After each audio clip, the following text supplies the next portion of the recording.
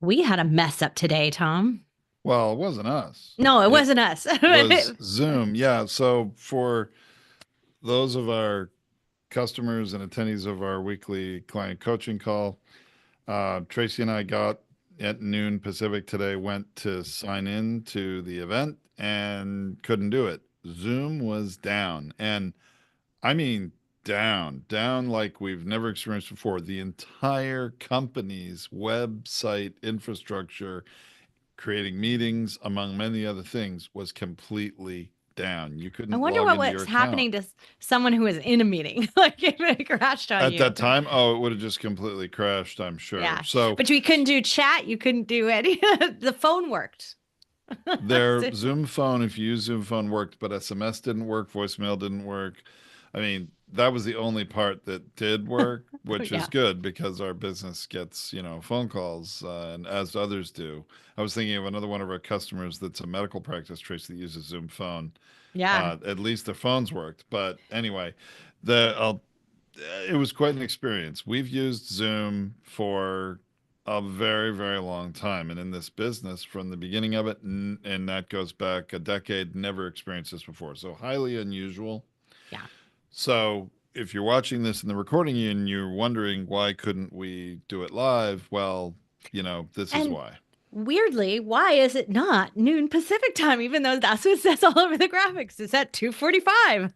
So, Right. So we're recording this now, yeah, coming up on 3 hours later than we normally do. But we're going live anyway because it puts it on YouTube. We've got to record this as part of our content for our business. And, we've got a great topic today. So, Tracy, why don't we get right to it, huh?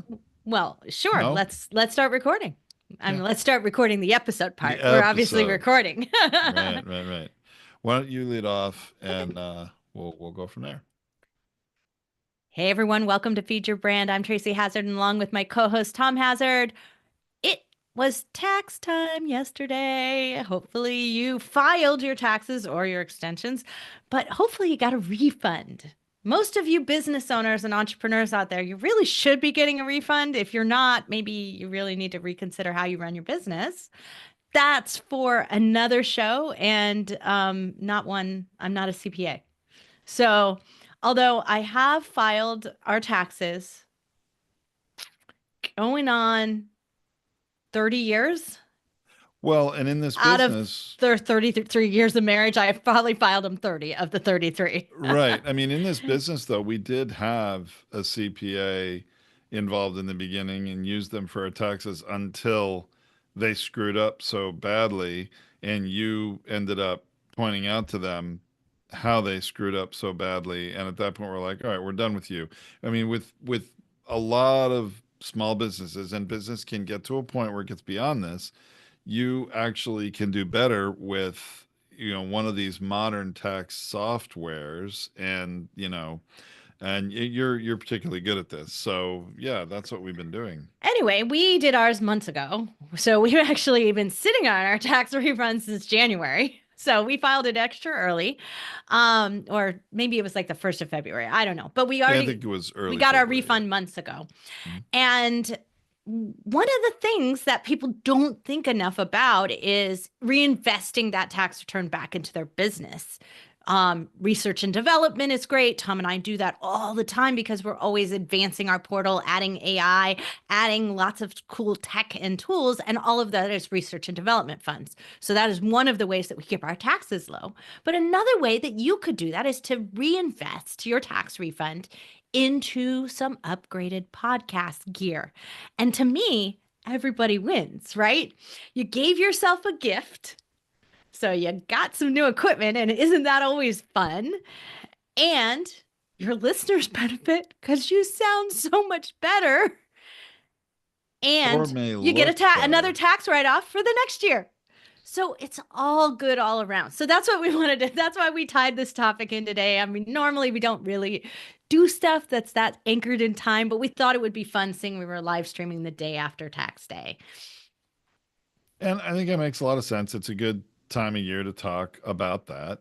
And there's another reason, and again, I'm going to ground this episode in time, which we don't often do, but there's a lot of uncertainty right now with what's going on with the tariffs. And even though there's tariffs on and tariffs off, it seems daily or weekly recently, one thing is pretty certain, at least for quite a while, is that there are the highest tariffs ever placed on goods from China and China putting back on the US. And this is not a political discussion, but a lot of this gear that you may need for your podcast at the time of recording this is still available from all kinds of retailers and Amazon. And I'm actually going to be sharing in this blog post for this episode Amazon links for this different gear options we're going to, talk about today.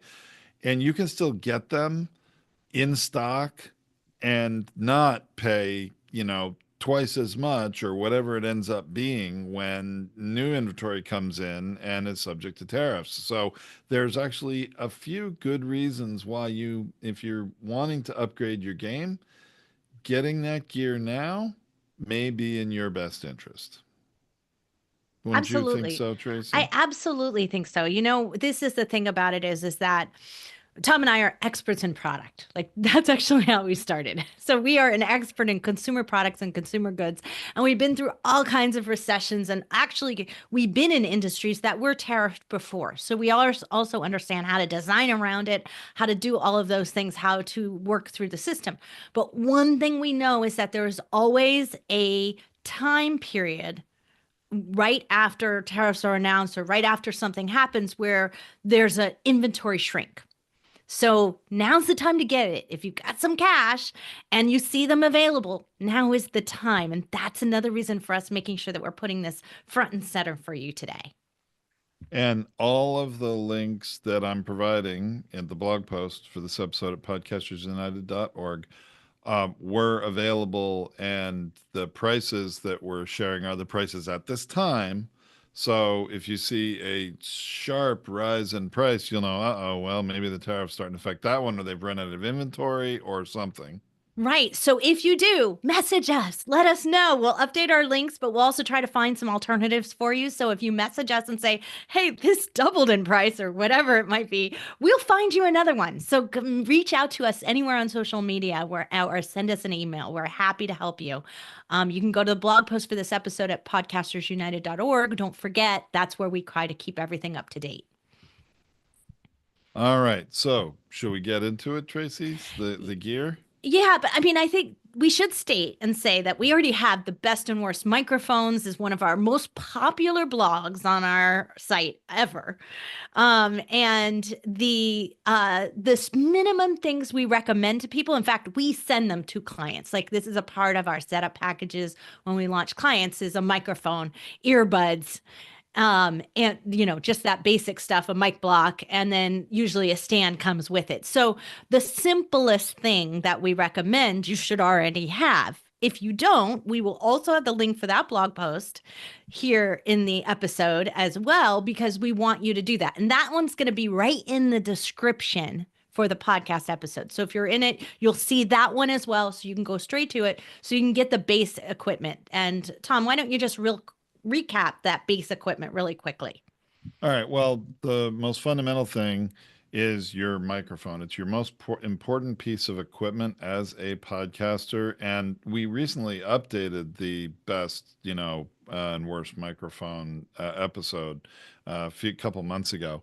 And there is one microphone that is, in our experience, a standout winner for the best microphone, and that is the AT 2005, which is a Audio Technica.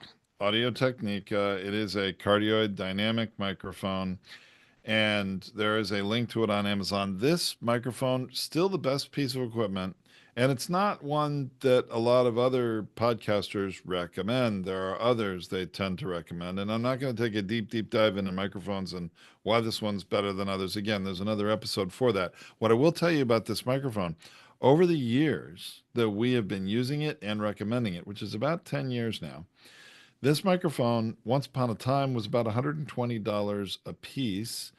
And over the years, it kept reducing and reducing in price. The way that economic conditions were and the price of electronics, and maybe the fact that it was not the newest microphone out there, as a somewhat of a commodity, had dropped in price. Today, it's $59 on Amazon, and if you're Prime, that's just the price delivered to you. And it's the best price ever. Still in stock. In fact, I just ordered a bunch more of them today for our own needs for our customers. So if you go there and you don't find any inventory, it's Tom's fault. So No, there's still inventory as of the time I did this. Yeah, there's still inventory, but I actually think, these things are going to change. yeah. Um But I I do want to fear say, it's going to Tom, maybe go back up to 120 in future months, depending on what the tariff situation is with China. but I do want to say that whether it's $69 or $120, over the years, Tom and I have been podcasting for over a decade. Our daughter's about to turn 11. So like we know it's been 11 years that we've been podcasting. And the thing about it is that I'm only on my second mic But and of the same kind, of right? the same exact kind. I've Yeah. only had to replace it once. And the reason is because I threw it in my bag and traveled with it. And I did a little damage because I didn't put it in a bag properly. It was my own fault. It is a great mic for travel as well as using on, in your studio, your desk, wherever you record. Um, but it travels very well. It's more compact. It's not like, the Blue Yeti that so many people tout, which we do not recommend. And I'm not going to go into why, but watch that, episode about all the mic reviews and you'll see it. Even there's videos and unboxing and stuff. That thing is not a good travel mic. This one is, and it's the best quality mic anyway. So, but yeah, when you're gonna travel with it, when you're more active, I mean, yeah, things are gonna happen, and you might Yeah, have it to was my replace it. fault. Stuff got into the bottom of it where the cords go in and it just crashed and that was my own fault. But so I'm only on my second mic, so I can tell you like if I paid $120 for it cuz I did back then, $12 a year, that's nothing. All Nothing right, for a microphone. So, so I want to share a good related gear. Might call this an accessory to the microphone. As you mentioned, Tracy, this mic does come with a really very compact, what I would call portable stand, tabletop stand. But the reality of a good portable tabletop stand, its benefit is that it travels well, it's very lightweight and doesn't take up much space in your computer bag or your, purse or briefcase, whatever you may, travel with it in. But as a stand by itself for everyday use, it's not the best because it's easily topples over. It doesn't have a good heavy low center of gravity. And if you talk with your hands the way Tracy does, it's pretty easy to knock it over. yeah, I can't use that one anymore. It's not good for me. So what do we do? Now I'll tell you, 10 years ago, Tracy and I each used these big sort of boom microphone stands, spring loaded, that are kind of like the old, if you know what a Luxo lamp is, where you Or if sort of you've ever could. watched a Pixar movie. Yeah, Pixar movie, just like the light that, bounces around and all that. You could move it anywhere, and wherever you move it, it will stay. But the pain in the neck about those, that I really don't like them and I don't recommend them at all anymore, is because they clamp to your desk or table, and that clamp always inevitably loosens and falls over, and then your mic falls and hits the table or hits the floor, and then you might break the mic and have to buy a new mic. So I don't like those. What I do have that I recommend is a tabletop mic stand that is only $29 on Amazon as of writing this. And it's got a very good heavy weighted base, and it's got an arm extension. I'm using it right now. You don't even see it because it's off camera, but then I swing it around away from me. It stays on my desktop all the time. I swing it around. All right, Tracy, you're going to have to talk for that Okay, video so to I'm show trying it. to show mine and it's actually heavy. It's It really is heavy heavy. for the price, which is $29. Like it's crazy that this is $29. It's like, I mean, it's probably a good 5 pounds. Well, it is. And that's the point, because you need a counterbalance to the microphone. Because if you hit this mic with your hand, you're not going to knock it over. You might just swing out of the way a little bit, but you can swing this arm like 180 degrees away from you to get the mic out of your way most of the time when you don't use it, and swing it in when you do, and just leave it on your desk all the time. That's the way I tend to work. I'm these first couple, actually, a lot of the equipment today we're recommending. Not only do we recommend it for a lot of very good reasons, but we use them. We're sharing what we actually use with you. So I do recommend this tabletop stand. I recommend it to all of our done for you production customers and DIY customers too. But I mean, the done for you customers, always are recommended to have this. So we're not presenting it, by the way, in this episode, multiple choices for some of these things. We're letting you know the best ones that we recommend. Sometimes in certain things, if there's a good option to consider, we have more than one that I'm sharing. Okay. But you But can always like on Amazon go and find more like this or similar to this. And you can find another one that you like or one that's in stock in case it goes out of stock.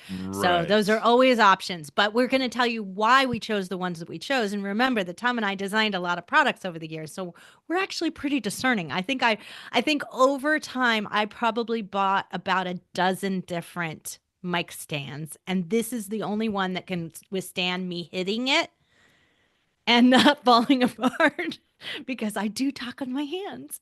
No, it's really held up and it's proved itself over the test of time. I mean, I think we've only been using this particular mic stand for a couple or 3 years, to be honest, No, as I opposed to think the I got it when mics. I moved into this office. So that's almost four and a It's half more years than ago. 4 years, 4.5 Yeah. years ago. Okay, I didn't use it as early as you did. I got mine later, so I'm probably 3 years.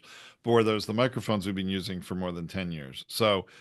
But when we find something better and newer, we're going to let you know.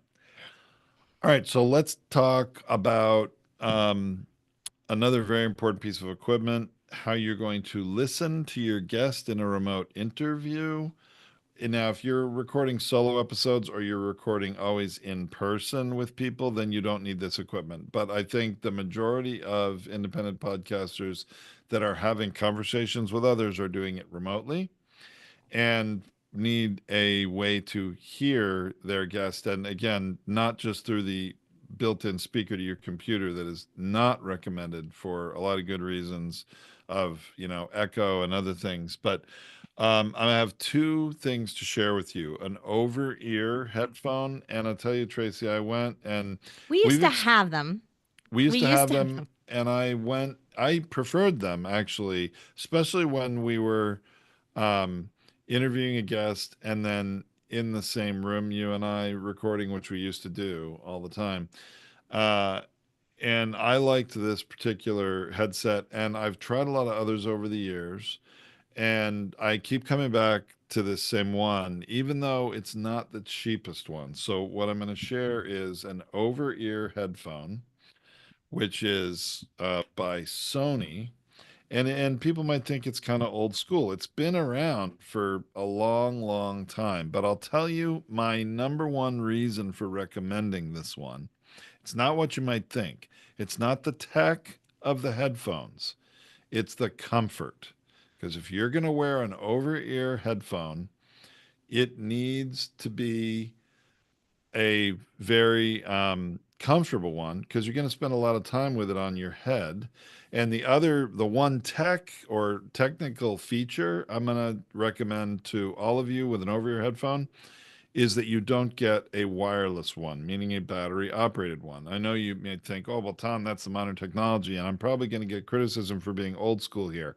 But the issue is you have one operated on battery at some point you're going to be using it in the middle of a great conversation and it's just going to stop working because guess what, the battery ran out and you didn't charge it long enough. It's You actually happened to me on an interview.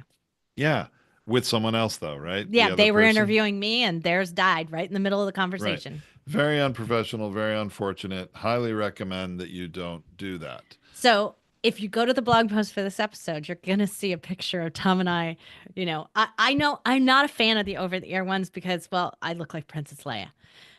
And so we had over the ear ones though when we were very first starting because everything was plugged into a big mixer and we just had all this equipment and you absolutely really needed it because you really needed to block the sound, also because we were like across the table from each other, so I needed to block the sound of hearing him there and not in my, and and not along with the guest we were interviewing. So it just was one of those things where we did use them back then. But as soon as I could, I've replaced them with just the earbuds, which I probably replace them every couple of years. I try to buy a better quality one. I actually had a really hard time finding new earbuds, Tom, without a microphone in it, and Well, all that right. were decent. So I had a hard time this time because I have a really specific kind, like I like that fits snugly in my ear. I do think there's definitely when it comes to earbuds, which is the other option and was what now we use all the time. I don't really use the over ear ones anymore in general. I use the earbuds. And I have a favorite of mine that I've used for a lot of years. They're from House of Marley and they are made of wood. And, I'm not going to lie. Oh, earbuds like this only last so long. They are not going to last you for a decade, okay? I go through a pair every year, if not more often, but they're also not that expensive. These are $19. Now you can get a $7 or $8 pair of earbuds at Target, but you're going to get what you pay for, okay?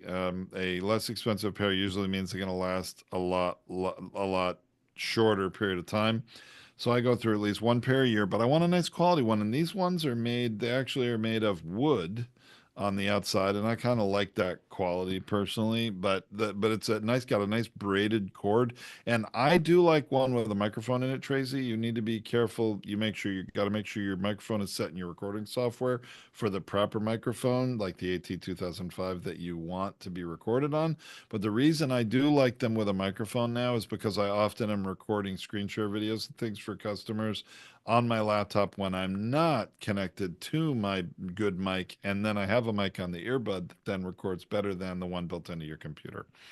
So just a quick note about that. Now, Tracy, we got quite a few more things to share with our So I audience, just and we want need to to go show kind of before rapid you go, fire. I did Yeah, have a podcaster who was like, I don't know, I think he was just he didn't like the look. I think he had no hair, and he didn't love the look of like them sticking out of his ears, and I think he was bald if I remember right. And he was impressed because mine were hidden by my hair. Like mine were usually. usually Yeah. today I have it pulled back slightly so you can see them better.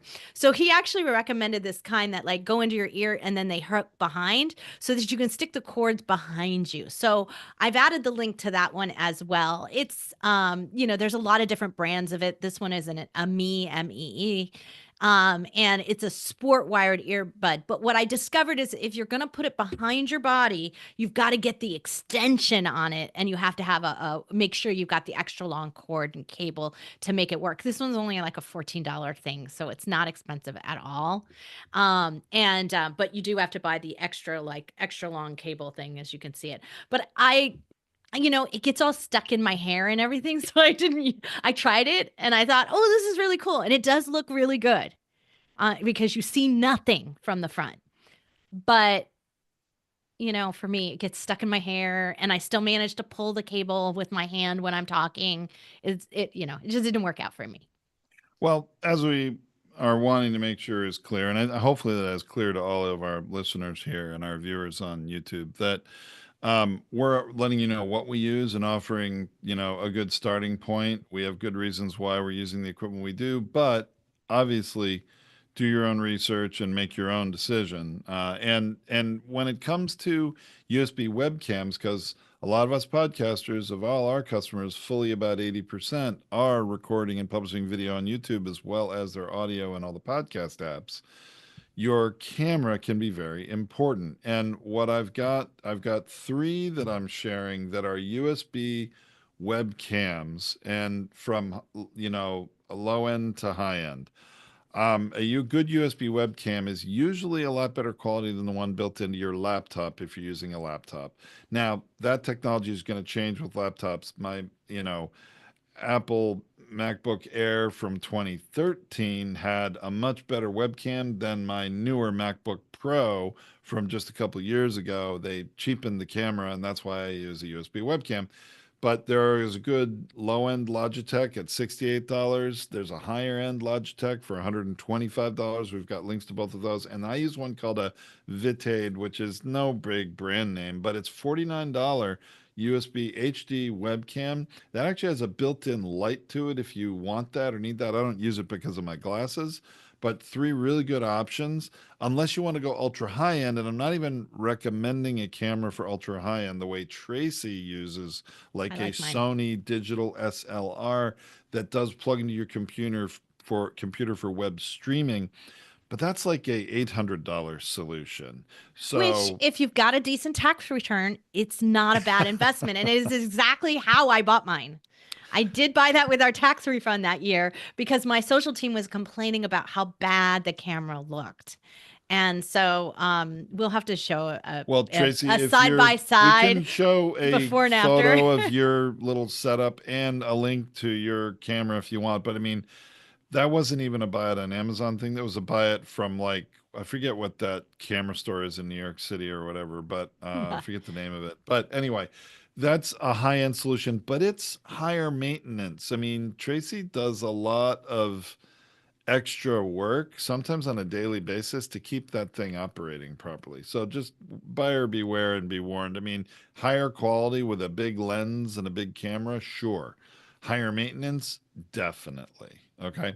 All right. So then, one thing when you record in person, like you have somebody coming in and you're recording them live in your own office or studio, and we about 5% or less of our customers do this where they record with actually, multiple cameras that are not connected to the internet. They're not live streaming the interview, but then they edit one, two, or three, or we edit one, two, or three videos together.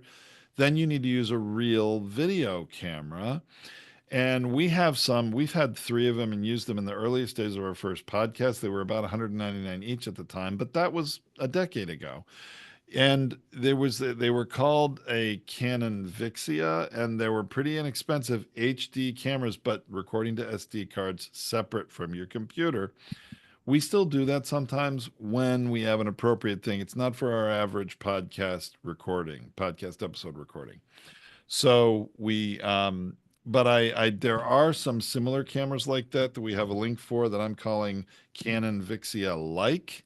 That, if you want to do that, you can check out that kind of camera, and there's still a couple $100 you can, and even less, in fact, you can get something like that. But then, if you're going to do in-person recording of audio, that is really with multiple people. It's really important that you have a recorder that can record separate track for each person. And we still recommend the Zoom H6. It's the best piece of equipment for that. And that's not Zoom, the people that do Zoom meetings. It's an entirely different product and company. We still use them for in-person recordings of multiple people because it does a great job. But again, it's recording to a SD card. That's $299 on Amazon today.